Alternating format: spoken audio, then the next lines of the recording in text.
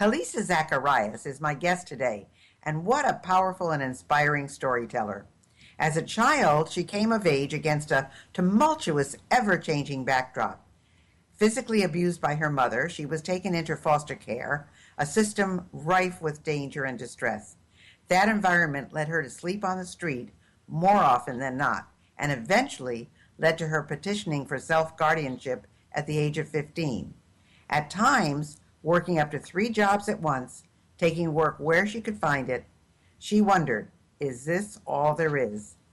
Following an abusive marriage, the birth of her child, and a contentious divorce, she persevered and branched out from actor to filmmaker and now entrepreneur and executive.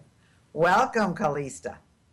Wow, thank you so much. It's a pleasure to be here. You are more than welcome. Boy, you've got quite a history, and I hope we can get through it all in the time that we have today. That was quite the introduction. Thank you so much. But I know that you have a book coming out, and I'd like to ask you how long it took you to write it, and when it's coming out, and what made you write it, I guess. Well, it's interesting because I've been working on it on and off for about 6 years, and the story has really changed along the way. I think that even 6 years ago when I first started writing it, I still was writing it almost from a place of a victim. So as I was getting ready to work with publishers and editors, I realized I've changed. I've changed so much, and it didn't suit me to write that from a place of a victim anymore. So I went through an entire rework and re-edit. And now, I mean, it's in the final stages of editing now, but you know how that works. It all depends on what books are hitting the shelves when, and you don't really always have control over when it actually hits the shelves. We're hoping for either end of this year or early next year. Well, it's interesting because anyone who met you would have no idea what you went through because you are just you're a very poised, attractive, articulate woman. And so for you to have gone through all that you have and consider yourself a victim would be surprising to most people. And also interesting is the fact that, you know, I've interviewed a lot of people and know a lot of people who have written a book in 3 days, you know. And so to hear that it's been going through a 6-year process is also very educational because people think, you know, it is difficult to write a book, but as you said, your life changes so much.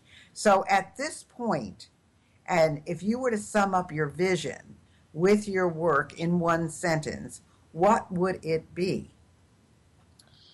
In one sentence, wow. Okay, well, I think that everybody has a story. We all have stories, and while the landscape of that story could vastly differ, we have so much in common of overcoming different difficult times in our lives. And in that sense, my story is another story. And so my vision right now would be to really bring to light in this world stories of people overcoming adversities, to share other people's stories as well as mine so that I can inspire people to live a more fulfilled, loving life. I think that inclusion and love are really the key to the way our future the course that our future needs to take. And I think that I want to be a part of that inspiration. Wonderful. Well, you can't get better than that. And I know that you also speak of the universal threads of the human collective. What do you mean by that? Well, what I mean by that is as I just said, we all have a story. And I think with each person's story, not to in any way compare you know, a person of a single mother going through life in North America versus a human sex trafficking victim in India or a starving child in Ethiopia. Not to in any way draw comparison, because you can't compare that. But regardless of what the story is, what's happening in that person's life right now, we all fundamentally feel. We feel pain, we feel love, we all want, we all persevere, and we all trial and triumph. And I think in that sense, even though our stories are vastly different, we have so many of these universal threads that unite us as human beings. And so that's what I focus on when I say the human collective. Well, I agree with you. I think that I mean, really, Kalista, where there is so much misery in the world, but there is so much happiness in the world too. So, Absolutely. how did you move from a homeless teenager to running your own company? Because you've gone from someone who should have had nothing good happen to her to having a lot of good things happen to her. So, how did you go from one to the other? I think that initially it was just a means of survival because when you have Okay, to, ladies, I have to interrupt you for a second. I'm getting a lot of static from you, Kalisa. oh, my Kalista. apologies. Okay. I'm gonna call you right back on your Skype again. Okay. Okay. All right. Hang in there. Mm.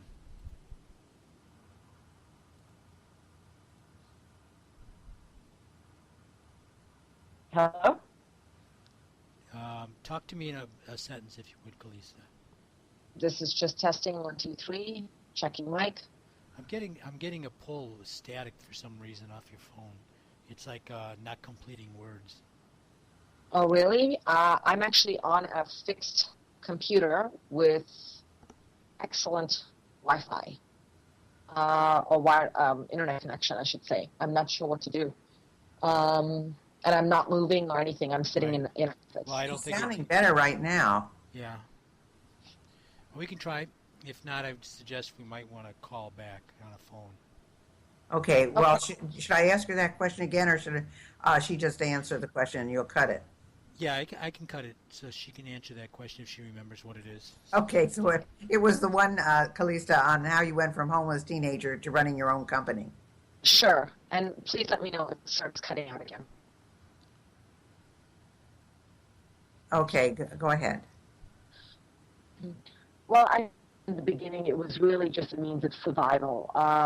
Being a very young girl on my own, I didn't have the education or the qualification to have focused direction or a specific job.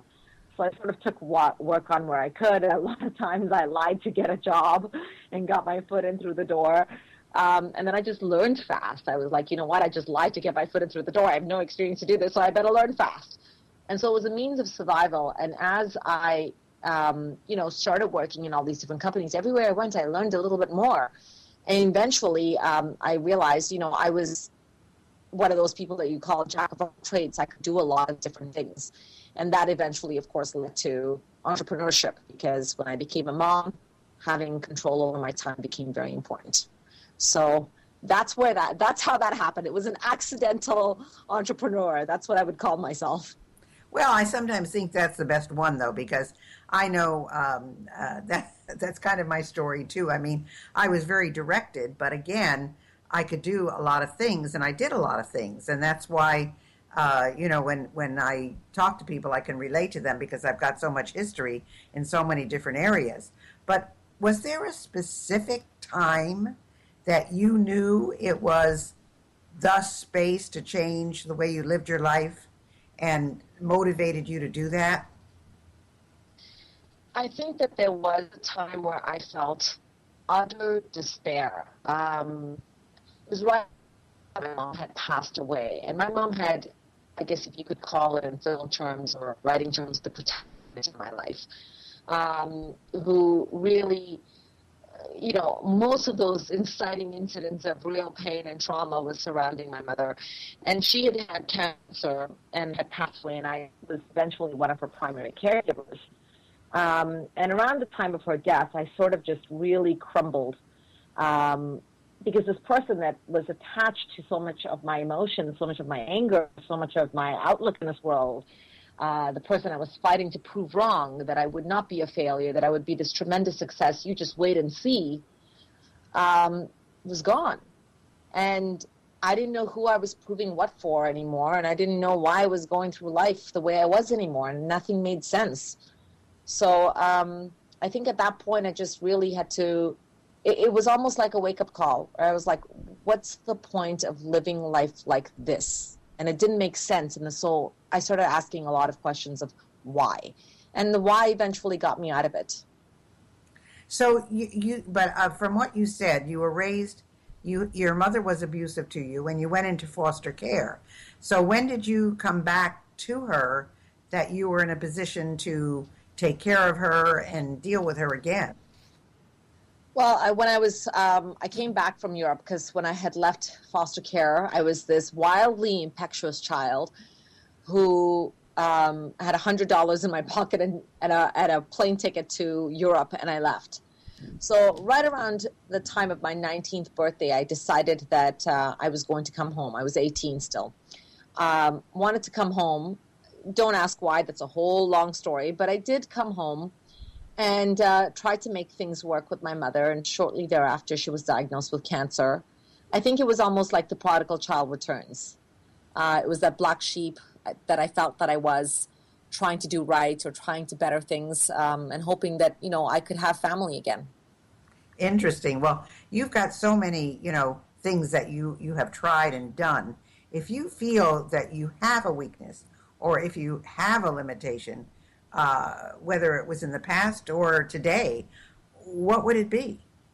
Well, in the present, I wouldn't call any of my attributes weaknesses anymore. But in the past, if I was to associate a real weakness to me, it was my own self-imposed labels and the language that I used.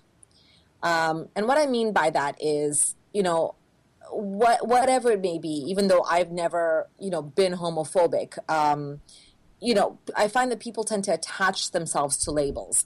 I'm a feminist. I'm a homophobic. I'm a Catholic. I'm a this. I'm a that. There's all these different labels that I feel that it's very disabling. And I don't believe that we need to be limited by our race or religion or gender or fears. And it's beautiful to have all these things, but we can achieve all these things without the limitations of those labels. And so I found that I always struggled with, well, am I a filmmaker? Am I an actor? Am I a mother? Am I an entrepreneur? Am I this? Am I that? So I always felt like I had to stay within a certain set of parameters, a label that I had to live within. And they were almost like confining walls. So I would say that that was my greatest weakness and limitation, because I think at one point I just sort of said, wait a second, I am all of these things. So why do I try to fit into this mold of one thing when I'm clearly not? And it's the language that I associated to it. If I'm this, I can't be this. If I'm this, I can't be this. I kept telling myself, the language that I was giving myself was, I can't. And I think combining those two things, removing those labels, those self-imposed limitations, and changing my language. I think that that's just such a wise statement that you just said, because I do think that many people put, whether you call them labels or whatever you call them, they just have this view of themselves that is so different from what anybody else thinks. And you're right. You have to get over this yourself. So what would you say, from all your travels and experiences and everywhere you've been, what do you think is the number one reason people are unhappy or do have regrets? Wow. I'd have to say ego. Ego, that's interesting. Yeah, I would have to say ego. I think we are constantly, again, going back to those self-imposed limitations. It is limiting when you feel like you make a mistake, I'm too proud, I can't say I'm sorry. If you don't know how to do something, I can't ask for help, I can't say teach me. I don't want to come across this way, I don't want to be seen this way, what if someone says this about me? There's all this ego, and it all is because we are afraid. And I think if you can surrender the ego, you can open yourself up to such a more colorful experience in life where you learn and grow. Well, that's true. Your bio, not what I read, but your bio says that you are reinventing your life. And I know that you just recently moved to the U.S. and you picked up your whole family and came. So is this part of your reinvention? And if so, why? And what made you make the move? Well, that is, you're absolutely right. It is part of my reinvention. And I think I remember the moment, and it's a bit of an interesting story. I remember last winter spending about an hour scraping ice off my windshield in Toronto. And then getting into my fancy schmancy car,